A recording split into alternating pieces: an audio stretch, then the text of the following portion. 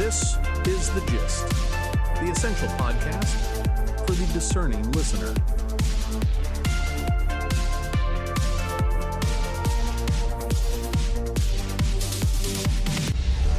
Happy Friday, everyone. It's June 19th, 2026. Welcome to The Gist. I'm John. And I'm Mary. We're here to cut through the noise and give you the signal. Let's get right into it. The big story is the Strait of Hormuz. Kuwait Petroleum Corporation has lifted its force majeure. That's just legal speak for saying they're finally resuming oil shipments.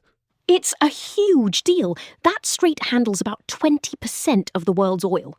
Imagine a massive clogged pipe in the global economy suddenly clearing. Exactly. And the markets are reacting fast. They're ignoring the diplomatic hand-wringing and pricing this as a massive global discount on energy. Here's the gist for you. This is a textbook shift in resource flows. Emerging markets, think big manufacturing hubs in Asia, are the immediate winners. Cheaper energy means lower production costs. Meanwhile, Europe is standing on the sidelines. The European Commission is holding up trade updates, essentially protecting old industries. They're clinging to leverage, but all they're really doing is punishing their own manufacturers, while the rest of the world laps them. It's the cost of protectionism. Let's head to the global overview. First, that Hormuz oil flow. We're talking 80 million barrels. Emerging market equities are hitting record highs. Why? Because lower energy inputs mean fatter margins for their factories. Capital is moving there, right now, to front-run these lower costs. It's a structural cooling of energy prices. If you're a Western consumer, you'll feel this later. If you're a trader or a manufacturer in the global south, you're already making moves. Then there's the clash between SpaceX and European regulators. It's a perfect example of what we call a sovereignty tax. That sounds heavy, John. What does it actually mean?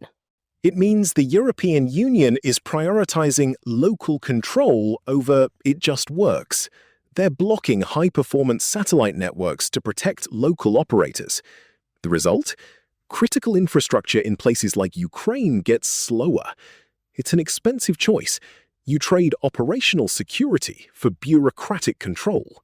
Speaking of where money is actually going, keep an eye on China's Momenta. They're hitting a $9 billion valuation.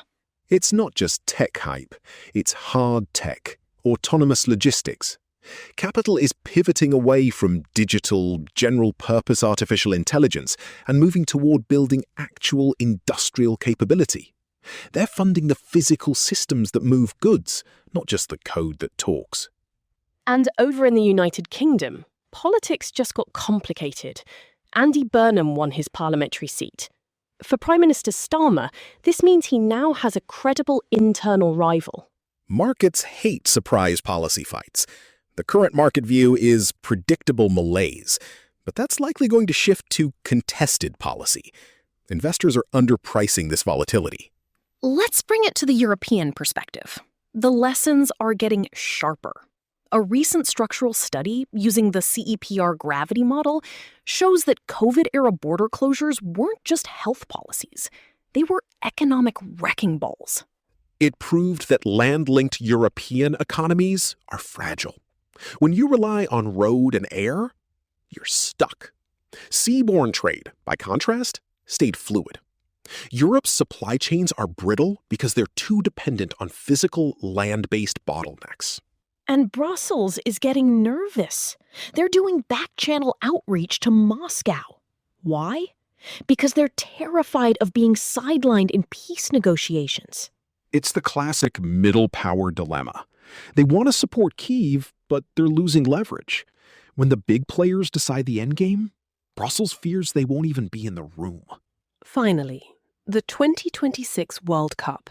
It's currently acting as a high-stakes stress test for city transit in Mexico.